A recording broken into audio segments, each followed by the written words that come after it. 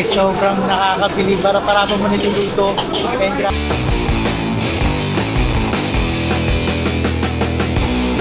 guys, Simon, let's go na. Gutom ka na? Yeah. Are you excited for what? Are you excited for what? Are you excited for what? Are you excited for what? I'm excited! Sushi and playground!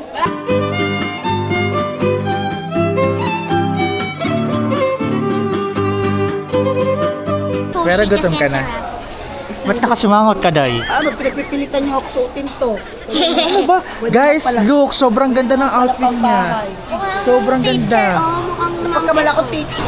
Akala ako gutom na ako. Eh, nakasimangot ako. May fried rice doon.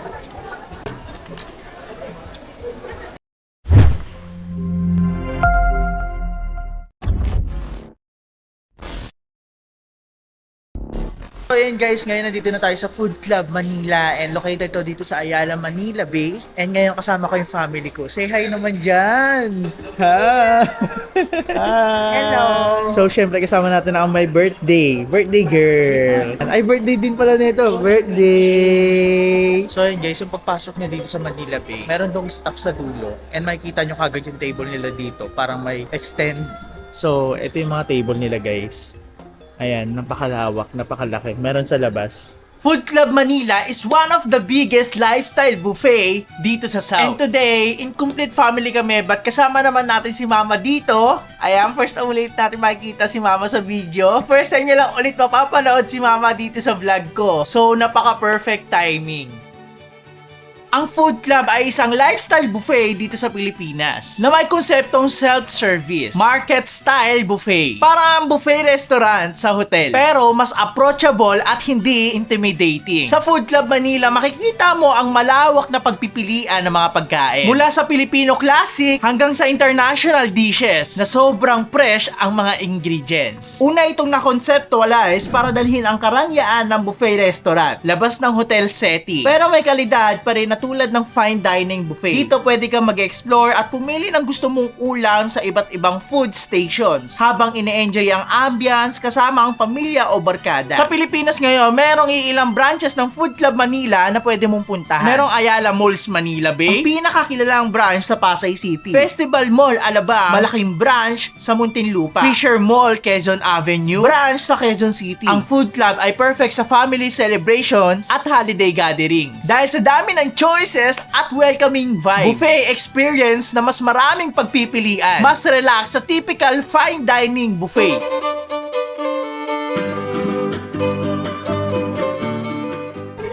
So ayan guys, pagpasok nyo dito sa Food Club, meron ditong lobby. Ayan. And syempre, dito makikita nyo na kagad yung VIP rooms nila. So grabe, sobrang laki niya.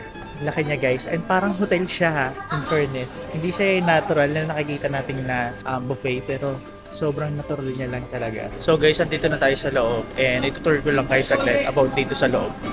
Grabe, sobrang dami. Dito guys, merong shabu-shabu section at iba't ibang uri ng Chinese dishes. Grabe, sobrang daming food at iba-ibang pagkain nandito guys. Tapos may mga Filipino dish. Iba't iba eh. Iba't iba.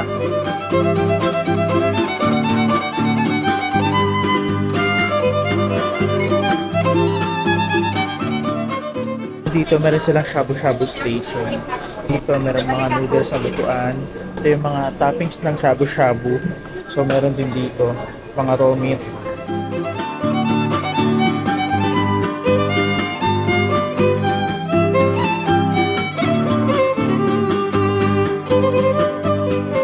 So dito may iba't iba din silang noodles ng shabu-shabu. Grabe, sobrang dami palang noodles ng shabu-shabu. And may mga malalaki, may mga papayat.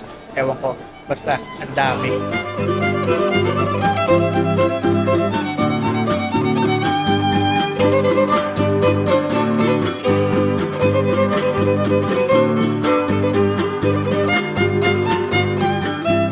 So pagkakaalam ko, meron silang yung mga ano dito, may mga parang kanya-kanyang pwesto ng mga iba't ibang cuisine, like mga Japanese cuisine, Filipino cuisine. So, nandito tayo ngayon sa harap ng Japanese cuisine. So, dito makikita natin yung mga salmon, may tempura. Yung tempura ubos na kasi parang ito daw yung pinakamasarap dito. Look, tilok na tilok yung tempura. Wala na. So ito tempura shrimp. Ang bilis maubos. So dito naman meron chicken karage. Ayan. Ang sarap. Grabe. So kung may Japanese cuisine, meron ditong Mexican cuisine. So dito meron ditong nachos, tacos. So look. Kompleto. May cheddar cheese, may cheese sauce, may meat, and then mga ina-add sa tacos. Ayun, ang dami guys. Grabe, sobrang daming pagkain at nakakalula. At syempre, habang nakikita ko to, natatakam na talaga ako. So, hindi na ako mapagantay. Iyayain ko na yung family ko kasi alam kong gutom na rin sila. Nag-wait sila kasi hindi pa ako tapos mag-vlog. Let's go na guys! Simon! Let's go na! Gutom ka na? Yeah, yeah, yeah, Are you yeah. excited? Are you excited for what? Are you excited Sushi! for? Wow! Favorite mo sushi? Di pa ako nakakatikim. So, Ikaw mo, excited ka mo? yeah. Excited for what? Yeah. Are you We're excited for what? Yeah. Are you excited for what? I'm excited. Sushi and playground. Ano daw? Sushi and playground. Tara na ma. Kaya na ma, tama na yung scroll. Balik mo na yun doon. Balik mo lang dyan, wala yung mawawala dyan. Ikaw, anong gusto mong kainin? Excited ako sa lahat. Ah. Ano na, pumunta kami sa ganito, parang nasa Ayala pa. Wow. Ayala. Ayala Triangle. Ang Doon pa layo, ako nag-work. Makati. Oh yeah, doon pa ako nag-work before sa Ayala Triangle. So we always kain sa buffet doon. Kalimutan ko ng pangalan. Food club din nga tayo. Ikaw, anong gusto mong kainin? Kahit ano, kung ano makita ko dyan. Hindi ko naman Pero lang gutom ka na. Kainin talaga yung sushi Pero gutom kasi ka ang na. sarap. Ba't nakasimangot ka, Day? Ano, pinagpipilitan niyo ako suotin to. Ano ba? Guys, look, sobrang ganda ng outfit niya. Sobrang ganda. Pagkamala ko teacher. By the way, sobrang lucky ko dito dahil nabigyan ako ng chance para makausap yung isa sa mga chefs nila. So malaking thank you sa food club team nila. Quick heads up lang. Medyo may part na hindi ganun kalinis yung audio natin dito guys kasi namali ako ng setting sa mic ko. Pero solid pa rin yung mga insight ni chef kaya pakinggan nyo rin. Chef, ano yung most popular dish dito sa food club? Tempura, then roast beef, lechon, yun yung palaging ginagawa. Chef, gaano naman po ka-fresh yung seafood po dito sa food club? Everyday siyang dinideliver, so palagi namin ginagawa yung dito talaga pinaprocess lahat. So kaya palaging fresh at mainit talaga yung aming pagkain. Grabe, natikman ko rin yung shrimp guys, yung tempura, sobrang sarap. Ano yung underrated item na dapat tikman ng mga first timer? Yung aming roast beef and then yun, tempura mostly. Sa Chinese, palagi kaming merong balot, so palagi siyang hinahanap din ng tao. And meron po ba kayo special menu pag holiday season? Kasi malapit na yung Pasko, so meron po ba? Yes po. Gumagawa kami ng yung cured ham pero sarili naming gawa. And then yung aming mga pastries, sa mga bread, palagi siyang fresh baked talaga. Grabe, sobrang fresh lahat guys. Dito lang yan sa Food Club Ayala Malls, Manila Bay.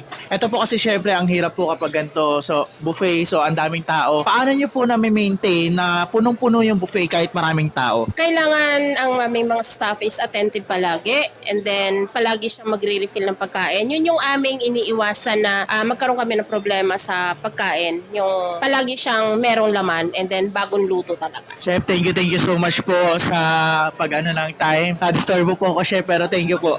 thank you, Chef. Thank you. Magsisimula na sana yung kainan. Pero syempre, kuha muna tayo ng pagkain. So, syempre, mahilig yung mga nanay natin sa mga Filipino dishes. So, nandito siya ngayon sa Filipino cuisine. Akala ko gutom na ako. Eh, nakasimangot ako. May fried rice doon. Ayoko. Akala ko talaga kung bakit siya nakasimangot ay dahil sa damit niya. Ayun pala, ay gutom na siya.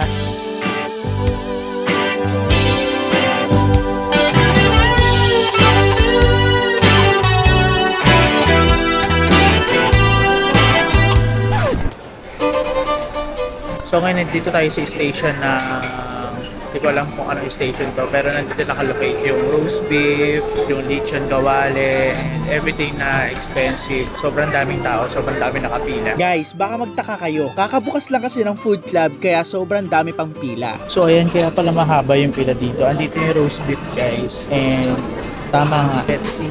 Ito ang pinakahihintay ko at ito yung gusto kong kainin talaga for today's video dahil tagal ko na nag-crave sa steak. Kahit roast beef yung kainin natin, sobrang sulit na ito. Malapit na tayo and the moment of truth, patitikman na natin siya. So ayan guys, nakakuha na kami ng roast beef and lechon. And ayan, And salmon. Salmon. sinigang na salmon. So ito guys, yung nakuha kong roast beef, ito talaga yung pinakagusto ko. Itong lechon, di ko alam kung sino kakain na ito, pero kumuha na rin tayo para may makain sila. So ngayon guys, sinatay ko lang sa ate kasi kumuha siya ng sinigang na salmon. So ayun guys, ngayon kakain na ako and si mama tapos na siya kumain and yung kapatid ko naman, di pa siya tapos. But ito na guys, look, meron akong carbonara, meron akong roast beef, and merong yang chow, tapos tempura. Siya ubos na, puro tuyo kinuha, hindi kumuha ng ulam talaga. Tapos ngayon kinakabagan. Bakit ka kinabagan? So ayan guys, ngayon magti-taste test na tayo at titikman na natin kung gaano ba kasarap ang food dito. Let's go! So dito meron tayong yang chow. Wow! So dito, ito na yung pinakasikat at pinipilahan dito guys, itong roast beef. Look, ang sarap niya. Ang sarap niya palang tignan pero malalasaan natin ngayon. Let's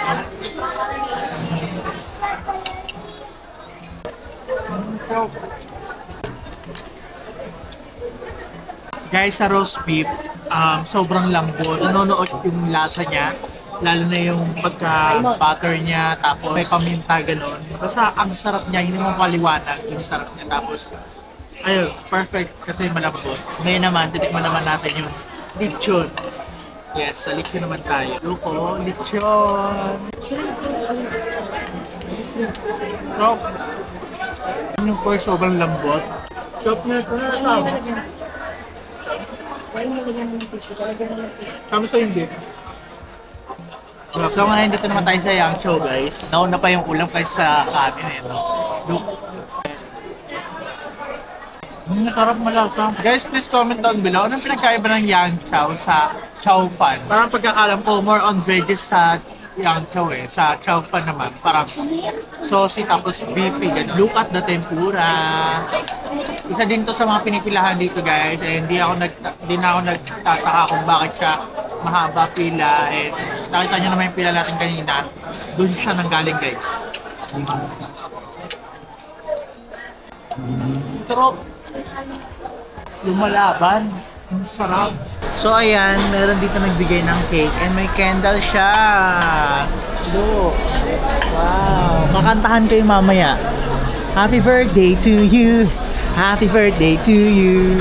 Happy birthday to you. Habang busy tayo kumakain sa labas, may buong team na tuloy-tuloy ang galaw sa loob. Ito yung part na bihirang makita ng mga tao.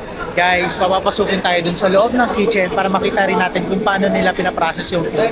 And ngayon makikita natin kung paano nila niluluto. So, grabe, sobrang bait. Sandali kaming pinapasok sa kitchen nila. Tahimik lang ako dito kasi sobrang busy ng lahat. Dito mo makikita na hindi lang to buffet. May sistema, may bilis, may disiplina. Walang arte, walang pahinga. Tuloy-tuloy ang galaw para siguradong mainit, fresh, at ready yung pagkain sa labas. Habang kumakain tayo, may buong team sa likod na halos hindi natin napapansin. At honestly, ang saya lang panoorin.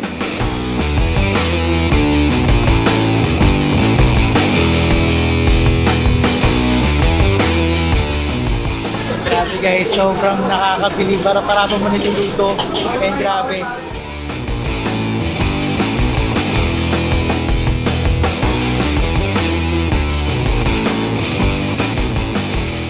Grabe, iba talaga pala feeling kapag niluluto sa'yo, harap-harapan yung mga menu nila. Grabe, makikita mo na sobrang bago yung niluluto nila dito.